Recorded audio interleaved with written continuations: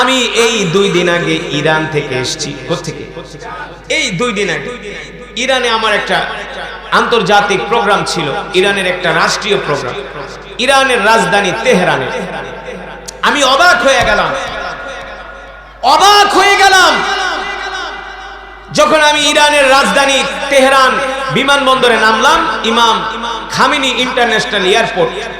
সেখানে নামার পরে ওরা আমাকে একটা গাড়ি করে এয়ারপোর্ট থেকে হোটেলে নিয়ে যাচ্ছে।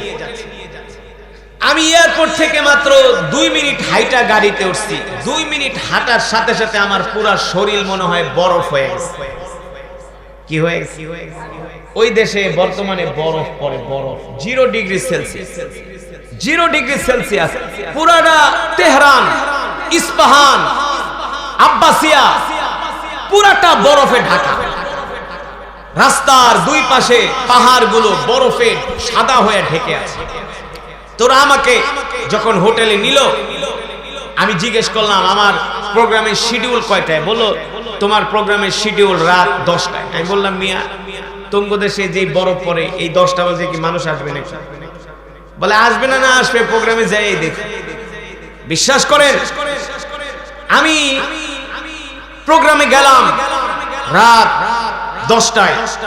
তেহরান থেকে আমাকে গাড়িতে করে প্রোগ্রামের ভেন্যুতে নিয়ে গেল। যখন আমি প্রোগ্রামের কাছে গেলাম, রাস্তার 2 পাশ বরফ আর বরফ, গাড়িগুলো বরফে ঢেকে গেছে, গাড়িগুলো বরফে ঢেকে গেছে। আমি আশ্চর্য হয়ে গেলাম, এই বরফ যদি বাংলাদেশে পড়তো তাহলে আমার দেশের মানুষ কোরআনের মাহফিলে আসা তো দূরের কথা, নামাজই পড়তো। ফজরের নামাজে মুসল্লি খুঁজে পাওয়া যেত না। তো আমি যখন প্রোগ্রামের কাছে গেলাম, যে দেখে হাজার হাজার গাড়ি, গাড়িগুলো বরফে ঢেকে আছে। আমি জিজ্ঞেস করলাম এত হাজার হাজার গাড়ি? বলে তুমি না বলছিলা প্রোগ্রামে লোক আসবে কিনা? বলে এটা ইরানের রাষ্ট্রীয় প্রোগ্রাম। হাজার হাজার ইরানিরা কয়েক শত মাইল দূর থেকে তারা তাদের সন্তানদেরকে, ছোট ছোট মেয়েদেরকে বোরকা পরিয়ে, ছোট ছোট বাচ্চাদেরকে শীতের কাপড় পরিয়ে, মা তার সন্তান, বাবা তার ছোট ছোট সন্তানদেরকে নিয়ে কোরআনের মাহফিলে চলে আসছে, কোরআনের মাহফিলে চলে আসছে। এমন বরফ, এমন অবস্থা। আপনারা এই যে দেখেন, এই এমন ঠান্ডা পড়ে, আমরা দেখছেন বরফের অবস্থা। পুরা ইরান, পুরা তেহরান একই অবস্থা, বরফের বৃষ্টি হয়, বৃষ্টি। আমি অবাক হয়ে গেলাম যে এত বরফ, এত শীত, বরফ, স্নো পড়ছে, স্নো। এর ভিতরে হাজার হাজার পুরুষ, পুরুষের পাশাপাশি মহিলারা বোরকা পরে, একেবারে শরঈ পর্দা করে তারা কোরআনের মাহফিলে আসছে। আল্লাহু আকবার। যখন আমি তেলাওয়াত করতে শুরু করলাম, দেখলাম অনেক ইরানিয়ানরা তারা আল্লাহর কোরআন শুনে কান্না করছে। অনেক ইরানিয়ানরা আল্লাহর কোরআন শুনে কান্না করছে। মুসলমান, পৃথিবীর জমিনে ইরান এমন একটা রাষ্ট্র, যেই রাষ্ট্র কিনা আমেরিকা আর ইসরায়েলের চোখে চোখ রেখে হুমকি দিতে পারে।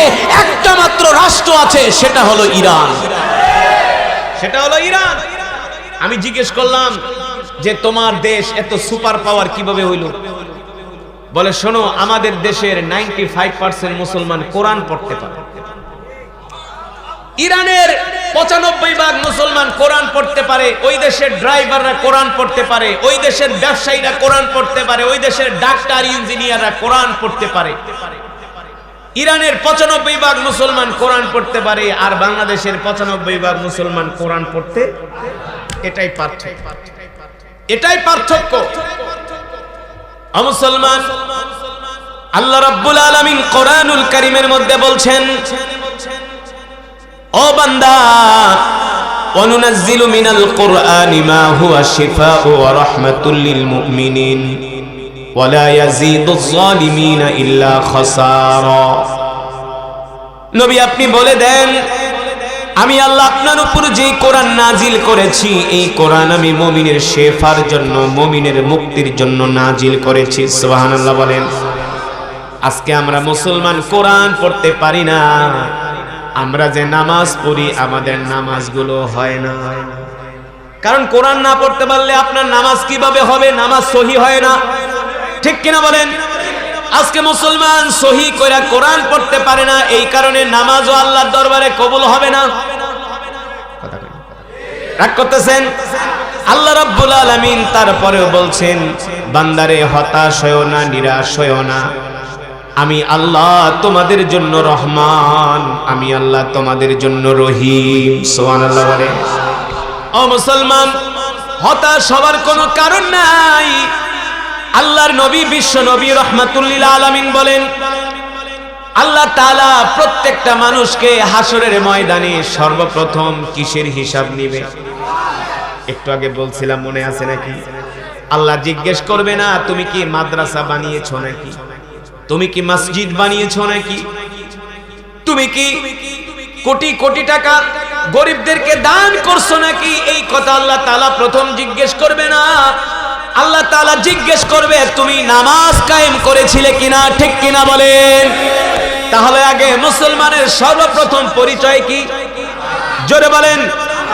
নামাজ, নামাজ, নামাজ, নামাজ, সালাত, সালাত, সালাত। যেই দিন জুমার নামাজে যেমন করে মুসল্লি হয়, বাংলাদেশের মসজিদে যেই দিন ফজরের নামাজে এমন মুসল্লি হবে, সেই দিন আল্লাহ তাআলা হযরত ওমরের মতো একজন শাসক আমাদেরকে দান করবেন। কথা বুঝেন না? জুমার নামাজে যেমন মুসল্লি হয়, ফজরের নামাজে যদি বাংলাদেশের প্রত্যেকটা মসজিদে এমন মুসল্লি হয়, সেই দিন বাংলার জমিন জান্নাতের টুকরায় পরিণত হয়ে যাবে। এই কারণে নামাজ ছাড়া যাবে, নামাজ ছাড়া যাবে না। যে কোনো পরিস্থিতিতে, যে কোনো মূল্যে, যে কোনো সিচুয়েশনে, অসুস্থ হোক সুস্থ হোক, যদি আপনি কোন জাহাজে ভ্রমণ করেন, ওই জাহাজও যদি সমুদ্রে ডুবে যায়, আল্লাহ রাসূল বলেন ওই সময় তুমি যদি একটা তক্তা পাও, একটা কলা গাছ পাও, কোনো কিছু পাও আঁকড়ে ধরে রাখার জন্য, ওই অবস্থায় তুমি সমুদ্রে হাবুডুবু খাচ্ছ, যদি মনে করো নামাজের সময় হয়ে গেছে, ওই অবস্থায় তোমাকে নামাজ পড়তে হবে।